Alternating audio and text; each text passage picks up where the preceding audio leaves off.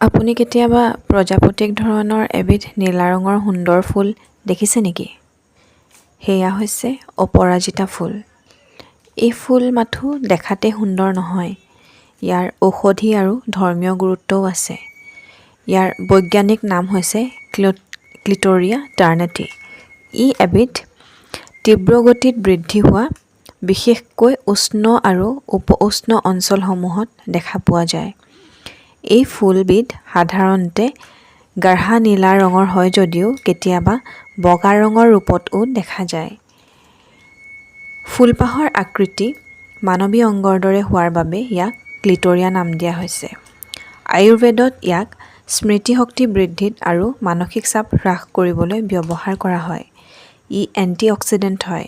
ইয়াৰ ৰসে পুৰণা ঘাঁ আৰু সংক্ৰমণ ভাল কৰাত সহায় কৰে। ইয়াৰ ৰস চাহৰ দৰে খাব পাৰি।